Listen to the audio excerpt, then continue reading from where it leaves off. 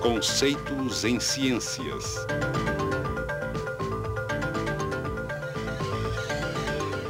Eletromagnetismo. Teoria dos domínios. Esta bússola está respondendo ao campo magnético associado com o movimento de elétrons no condutor abaixo dela.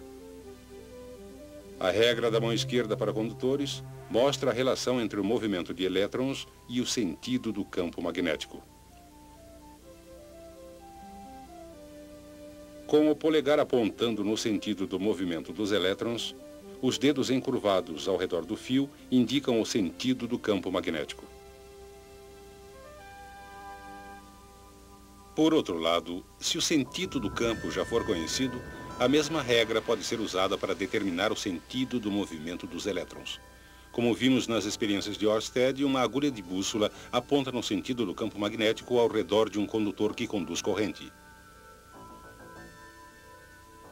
Assim, encurvando-se os dedos ao redor do condutor no mesmo sentido apontado pela agulha da bússola, o polegar nos dá a direção do sentido do movimento dos elétrons.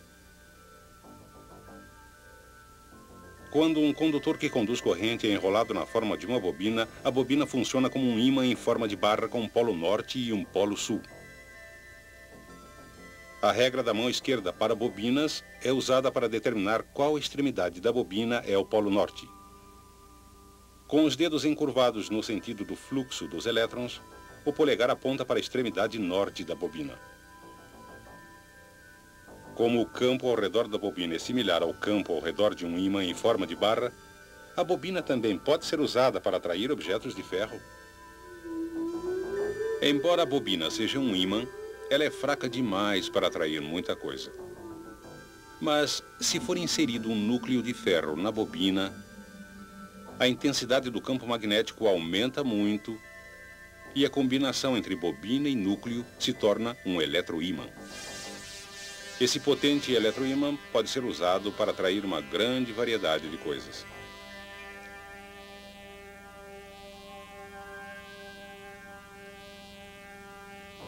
Quando a corrente que passa pela bobina é desligada, o campo desaparece e o núcleo de ferro deixa de ser magnético.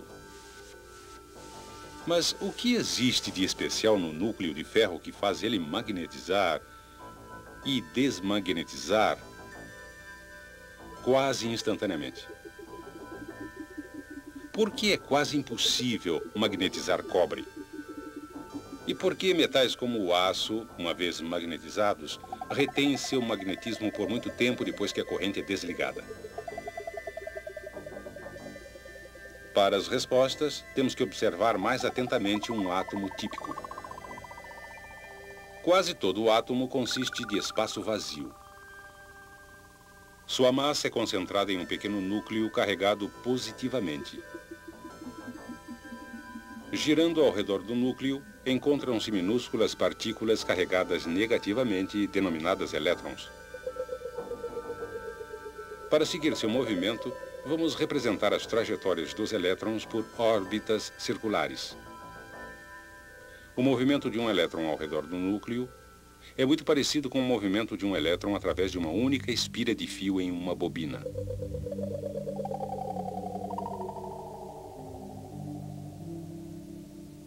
Além de determinar os polos norte e sul de uma bobina, a regra da mão esquerda para bobinas também pode ser usada para mostrar a localização dos polos para órbitas dos elétrons.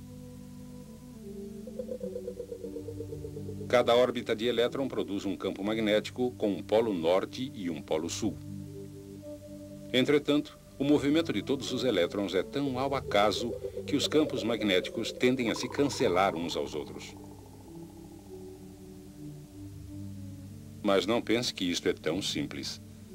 Além de se moverem ao redor do núcleo, cada elétron também gira sobre seu eixo, produzindo ainda outro campo magnético. Novamente, a regra da mão esquerda para bobinas pode ser aplicada para mostrar o sentido do campo magnético do elétron. São possíveis dois sentidos de giro, resultando em duas orientações de campo diferentes. Normalmente, os campos magnéticos produzidos por esses elétrons que giram se cancelam, da mesma maneira que são cancelados os campos das órbitas do elétron. Assim, o resultado é que a maioria dos átomos não possui um campo magnético global.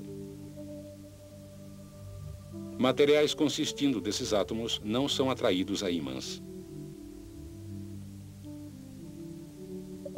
Uma exceção importante é o ferro. Um átomo de ferro tem 4 elétrons girando mais num sentido que no outro. O resultado é que seus campos não são cancelados ou equilibrados. Portanto, o átomo de ferro tem um campo magnético resultante.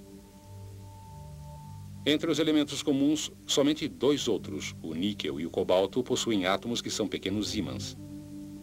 Dizemos que esses átomos são ferromagnéticos.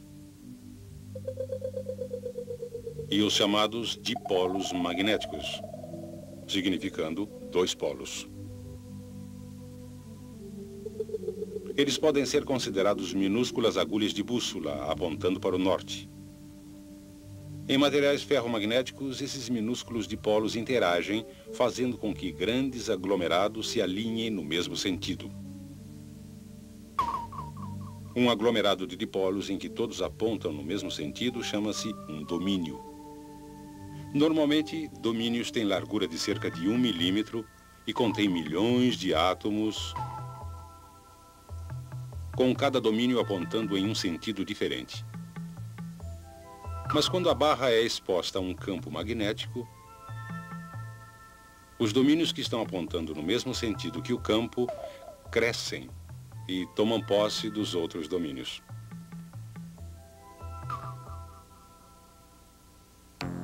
O núcleo agora possui um campo que é consideravelmente mais forte que o campo original da bobina.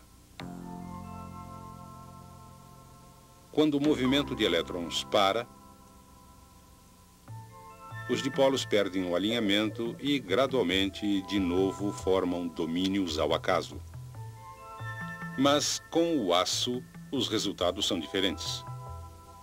Os átomos de carbono adicionados ao ferro para fazer o aço impedem que os átomos de ferro voltem a posições ao acaso quando a corrente é desligada.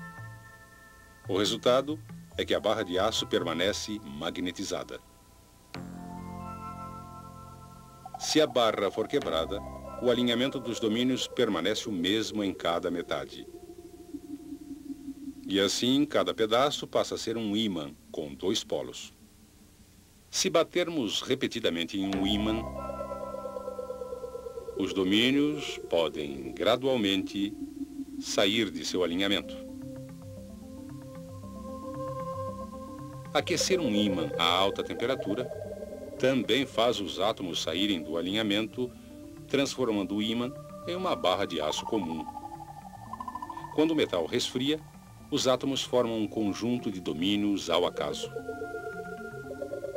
Mas, se a barra de aço quente for colocada em um campo magnético potente e depois resfriada,